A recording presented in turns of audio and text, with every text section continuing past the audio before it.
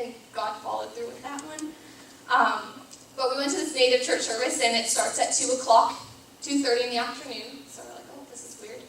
So we go, and we're like, okay, we'll just stay like an hour or two, because they go on for a while. And well, we get there, planning to leave early, and it's like Jesus karaoke. So pretty much anyone can go up front and sing a song.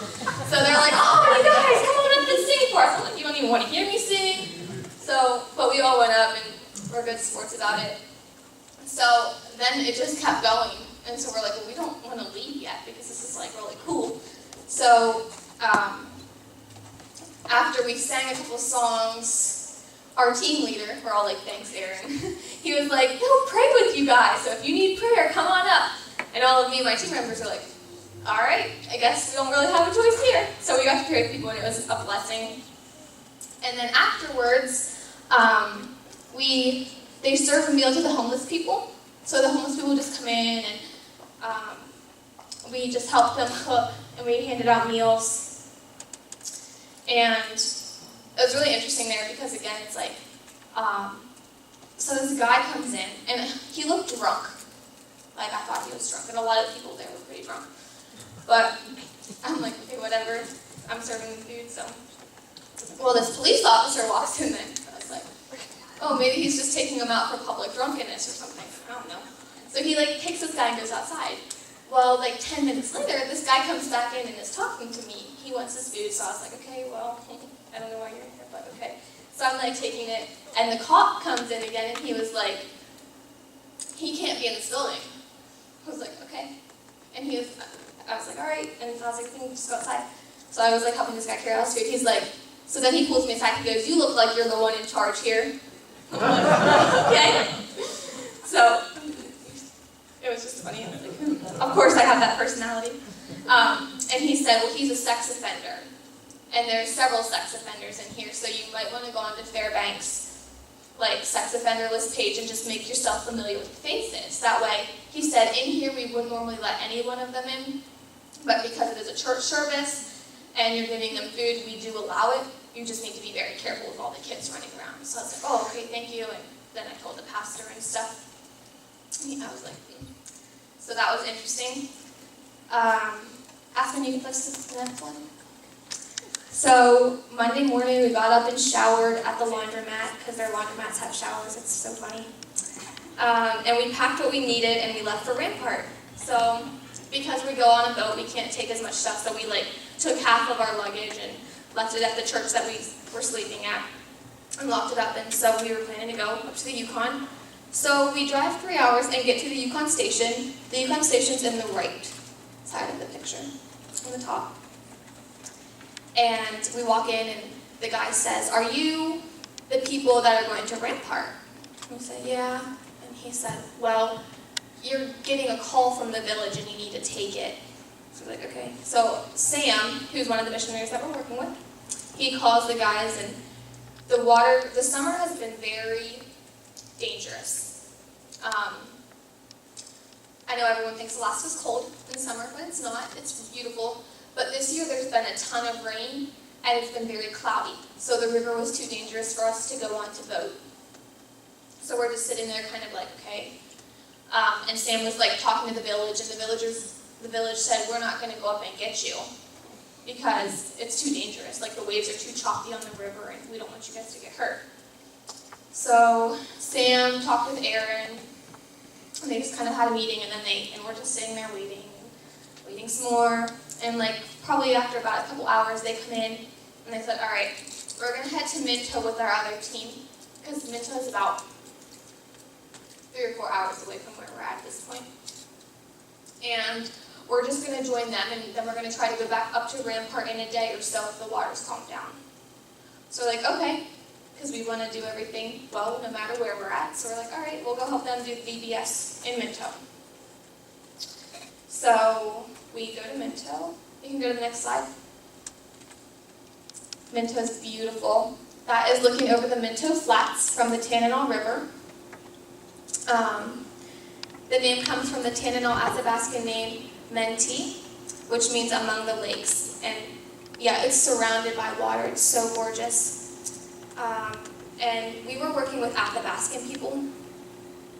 is the native, because the Eskimos are up north, and they don't like to be confused with the Eskimos. So we were working with the Athabascans. They're beautiful people. In Minto, there's a population of about 250. And again, that fluctuates based on summer and winter, because some people are only there for the summer, and they usually live in Fairbanks, some of them for the winter. So we get to Minto, and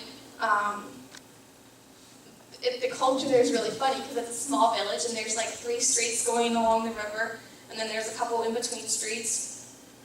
And the people are just like, they walk into your house, like you don't knock. So we knock on people's houses, we were just going to say hi to people and see if they needed any help. And they're like, come on in! You hear a holler, and so you're like, hi!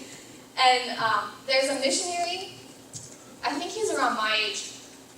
He was called to Alaska a couple years ago after he was on a trip there.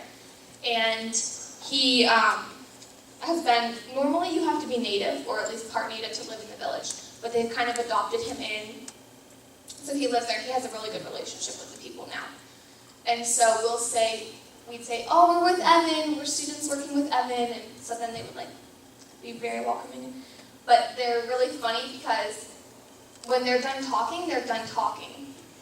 So you'll go up to someone and be like, hello, how are you today? And they'll say good. And then they'll like stop for a little bit.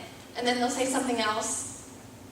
And then after they're done, they just walk away. They don't say bye or anything, so you're like, oh, I guess the conversation's done. It's so funny. It's really weird to get used to though at first, because you can't take it personally, because it's not a personal thing, it's just how they are. And the one day we went into this house, and we hear this like really booming voice say, come on in!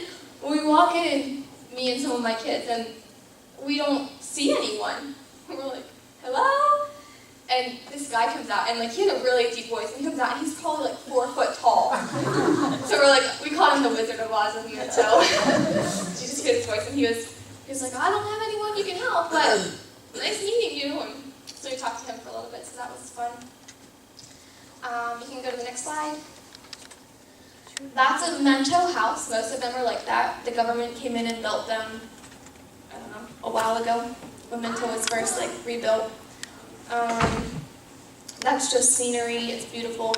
The blue church used to be an Assembly of God, and now they just have one church, it's called the Worship Center. But Evan lives in the Assembly of God church, so that's where we stayed. We just camped out in his living room. Okay, next slide. This is great. On the top left is the community message board, so everyone posts things up there like, Vacation Bible School this week at the Worship Center. And in the bottom, I don't know if you can see it, there's a pair of sneakers hanging there. So it's also like the town lost and found. It's just so funny. I was like, I'm taking a picture of that. They do have a post office, the little post office, and then the house on the bottom is my favorite. These adorable little kids live there, and their house is just really pretty. And then the one beside it is the store. And there's a gas station there, I didn't get a picture of that, but they have like different groceries and stuff in there. All right, next slide. When we were in Minto, Team Gold taught the 3 to 5-year-old class, because when we got there, the rest of the team had already been doing VBS for a couple of days, and so we didn't want to just like barge in, like they knew what they were doing. So we're like, okay, how can we help you guys? They said, well, the past couple of days it's been crazy having all the little kids because they don't pay attention and they run around. So they're like, can you guys take them? So we're like, okay, sure. So me and my Team Gold had them, and all the guys were like, we don't like kids. I'm like, suck it up and get over it, guys, because we got to do this. They were so good with them. I'm so proud of them. We also walked around the town and just visited with the villagers. We helped with projects like cutting wood. We held a dance party the one night at the church for all the kids. And then in the evenings we would have an evening service, so we would do skits. I do have a video. I got to be a kid that has a temper tantrum. It was so much fun. On our parenting session. But no, I was a perfect child, so I got me to practice. All right, you can go to the next slide. The little boy in the blue shirt, he's one of our favorites. He greets me the first time I see him. He's like, hi, I know how to braid and fishtail. Can I braid your hair? I was like, sure. I don't even know how you. He's like 7. He's so cute. and he would always give us hugs when we saw him. There's a little baby, her name's Sienna, she's really tiny, and her dad has cancer pretty badly, so just be praying because there's 4 kids, and it's just a lot on the family. That's Courtney. We made enchiladas the one night for the rest of the crew. The kids liked them, they kept eating them, so that was good, I guess. The village, they don't have a pastor there because the pastor left, but like the head elder, he and his wife were very welcoming. They made us some new soup. It was really good on the last night that we left there. And I have to say that in all of this, we're like working and we still don't know. I mean, we could be told at any minute to pack up. We're going to Rampart if the door opens. But at this point, they were like, well, we're not going to Rampart, but the door had closed for that, but it was okay because we just kept doing our thing in Minto. We can go to the next slide. And that was VBS. That's some of our little kids. They're so cute. The little boy that I'm holding, yes, it's a boy. His name's Sarosky. And at first I wasn't sure. We're like, oh, I don't know if that's a little boy. Because he was dressed like a little boy, but he has very long, dark hair. And he is just precious. And he is one of my little favorites. Because he would just come sit on my lap and let me read books to him. And that's Chad. And this little girl just loved him. Her name was Nora. And she just, every time Chad was there, she would go to him. And the one day, when we were having the dance party, I picked her up. And she's old, like she's young enough that I think she would be in diapers. So I picked her up and she was wet. And I was like, maybe she just sat in a puddle or something because it just rained. And the kids there run all over town. Like the parents, it's not that they don't watch their kids because they do, but they know everyone in the town. So the kids run in and out till like 1 o'clock in the morning. I'm like, oh my gosh. There's bears out here. But they're fine. So this little girl has a wet clothing, and I like pick her up, and I was like, oh, she probably just sat in a puddle. I'm assuming she has a diaper on. And so then she sees Chad, and she's like, Chad. And I was like, here, Chad, she can take her. And he was like, she's wet. I was like, yeah, I think she just sat in a puddle. Well, he kept getting soaked, and I was like, okay. So I checked her, and sure enough, she didn't have a diaper on, and so he's like, I'm going to change my shirt. I was like, go ahead. But she was cute. You can go to the next slide. It was so much fun reading to them. I love those pictures because they're all like piled on my lap and around me. And for VBS, we did a lot of singing, reading, praying. We talked about Jesus. We played with them. In 3 to 5-year-old class, any of you who work with kids know that they don't sit still for like more than 5 minutes. So we had a really quick lesson, and then we'd spend the rest of the time reading and just playing with them.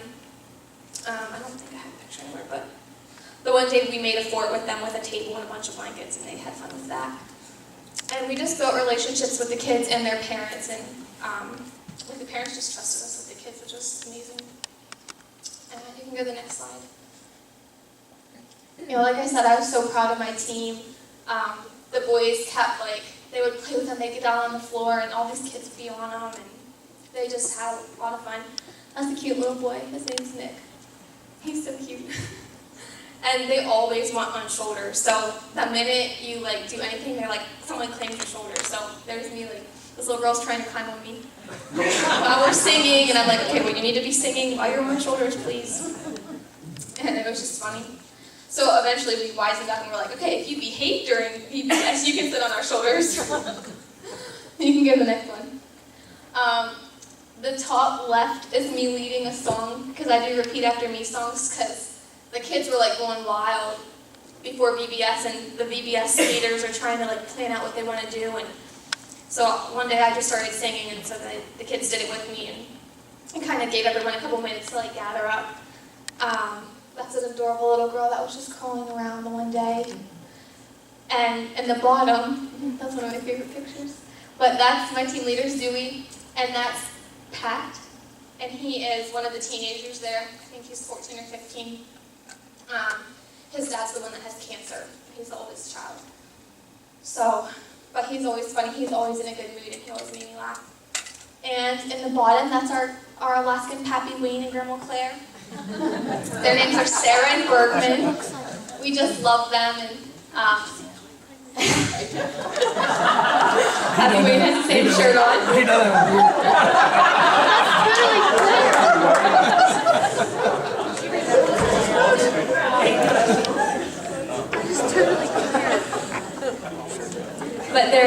dear Love the Lord couple, and they, that was at our prayer service. Like, we had a service and they wanted to pray for us. So it was kind of cool how they did prayer, because everyone, it's called like a bridge prayer or something. And you go and you stand up, Logan. You're going to be an example. So you stand like this, and everyone faces each other, and you go in a row.